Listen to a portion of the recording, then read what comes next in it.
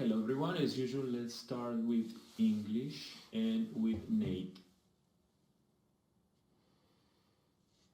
I know that there's a lot of excitement around Dominic Thiem this year with what he's achieved. I'm sort of asking the question is when tennis players know they can achieve great things. So when did you know you could reach the top of the game? Was it when you won your first Grand Slam or way before that? Well, I think majority of the tennis players, when they are young and starting to play the sport that they love, obviously 99.9% I guess of us when we are kids, we start to play the sport that we love because we just love playing it. We have passion for it. And of course, most of us dream of becoming the world's best player and winning biggest events in sport, which are Grand Slams. So I was dreaming already when I was very young, between 5 and 7 years old to win Wimbledon. I mean, for me, that was always a pinnacle of tennis, to win the most, I guess, in my eyes, most valuable slam. But also because the first match that I ever seen on TV was Sampras's finals of Wimbledon back in, I think, 92. So, I always had that dream, and I always nurtured that dream, and that kind of always inspired me and created that drive and motivation for anything that was coming up in my career.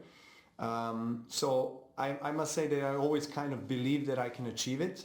But when it actually happened, when I won Australian Open in 2008 for the first time, winning a slam, it was the feeling was so new and so in a way unexpected, expected but also unexpected in a way. I don't know how to explain it. It was just very fulfilling, very thrilling feeling. But it was completely different when I actually won Wimbledon in 2011, and that was the third slam, I think, that came for me, and also clinching the number one for the first time. Yeah, so that was probably the most exciting and fulfilling day of my professional career of all time. Marcelo? So Novak, you're in the right path to reach your sixth title at the ATP Finals. The fifth would be in London. But as you mentioned, Wimbledon is something really special for you guys. And how does it feel to end the season on the right mood, but a season where Wimbledon didn't happen? It feels strange a bit. Well, it is. I mean, strange is probably the right word to describe the season, but nevertheless, I still feel like we played a lot of tournaments considering we had a 6 months gap in the middle of the season. We still managed to play 3 out of 4 Grand Slams and the ATP Finals and some big, Masters 1000 events like Cincinnati and Rome. I think there was a lot of doubt that indoor season might happen and might not happen because, indoor and outdoor with this virus, obviously it's quite different, and people were quite skeptical whether that, we're going to have the tournaments. I think it was pretty much clear that we're not going to have any crowd.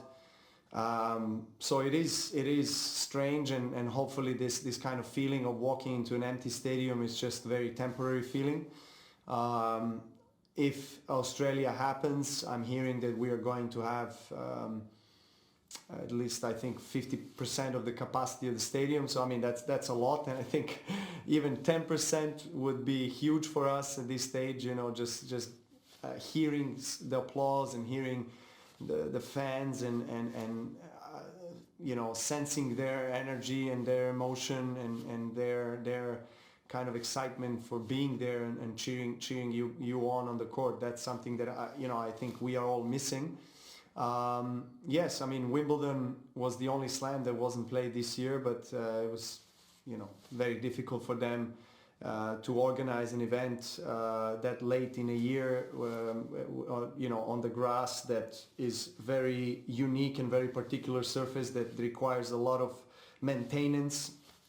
And any other surface, it's much easier to host an event, in any really period of the year. I mean, depending on the climate, but for them it's climate plus obviously the surface. So I'm just hoping, as I said, that all it's temporary, that it's going to pass very soon, that we are going to get back on track as soon as hopefully the first part of next season.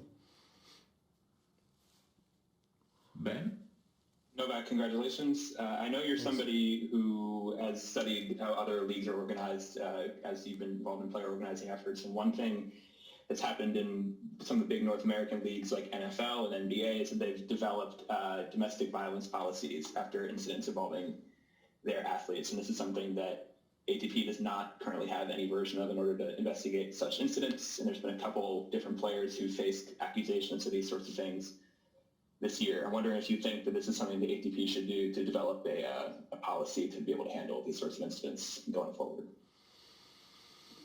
Well, yes, I know who you are alluding to. I mean, I heard what happened. We don't know what happened truly. I mean, we're going to find out, obviously.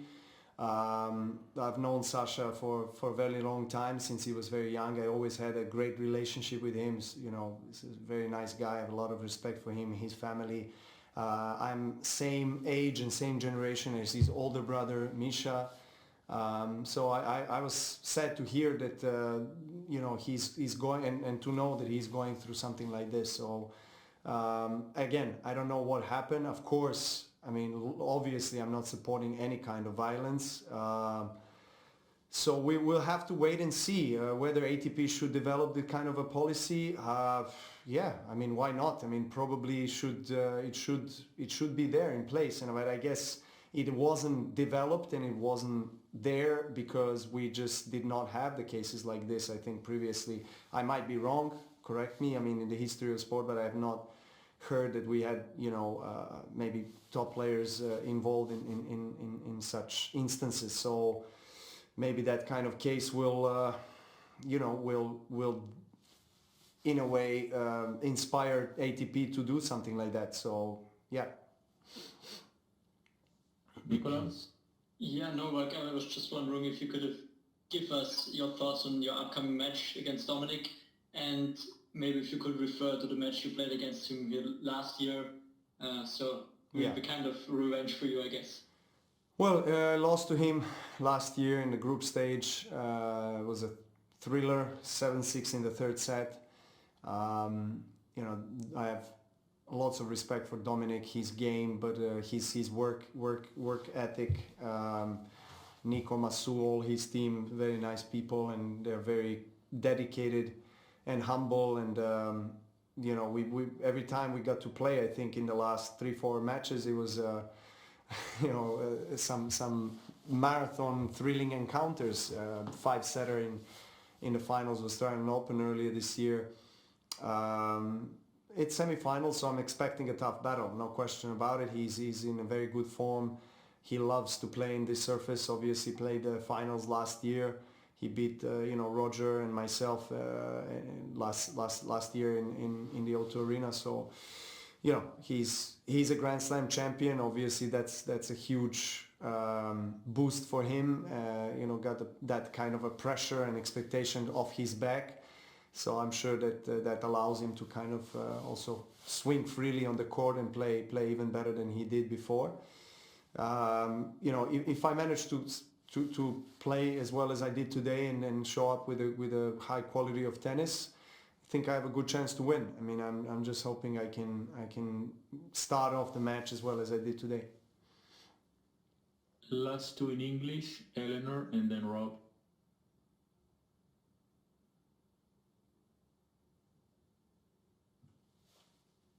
Hi Novak. Dominic was saying yesterday that he sort of feels physically fresher probably than he would have done at this stage normally in the season because he hasn't played so many matches, but at the same time it's been a very challenging season for lots of reasons. I just wonder how do you sort of do you feel in terms of freshness, kind of mentally and physically? Well, in a way, yes. I don't feel maybe as exhausted this year at the end of the season as most of the other seasons. But I think mentally and emotionally it has taken a lot out of players, because it's very demanding, I think, to be constantly in the quarantine and not be able to go out and walk around, or not even being able to open your window for some fresh air here in the hotel. So that's something that I feel like sometimes we take for granted, and we are reminded in this kind of circumstances how important it is to have some fresh air and have some space, and it's unfortunate we don't have that. But I think when you draw a line, we have to be grateful to have the opportunity to play and compete and to finish the season. That is obviously different from any other season that we have experienced so far. But yes, I mean, we did not play for 6 months in the middle of the season, but at the same time there was quite a lot of matches and intensified calendar in the last 3 months. You had every single week a tournament here and there, and for me obviously a battle for year-end number one as well, and constantly being present, and being in that competitive mode. Even if you are not competing in a specific week, you're still training and thinking about the season and what is coming next. So I look forward to hopefully finish off the season in the best possible manner, but I also look forward to rest before the next one. Last one, Rob. Novak, have you spoken to Sasha to get his side of the story? And do you feel that he's treated differently by the locker room now since these allegations became public? I'll answer your second question first. I have not noticed that he has been treated differently from the locker room. I mean, at least in my case, I, as I said, always had a very good relationship with him. We got to spend time during Adria Tour this year, privately as well, talked a lot about different things in life, and so it was very nice to go kind of in depth with him and really get closer and get more personal than just kind of the common themes and subjects that in conversations that we get to have on the tour. And then your first question, I have not talked with him about that specific case. I did tell him that I'm here if he needs to talk. Of course, he's got big family and team of people around him, and he's been handling it well by the looks of his results in the last month and a half or so. He's been doing well, considering he's got a lot on his plate off the court. So I sincerely wish for him that he overcomes this soon, and then he can focus on his life and tennis career.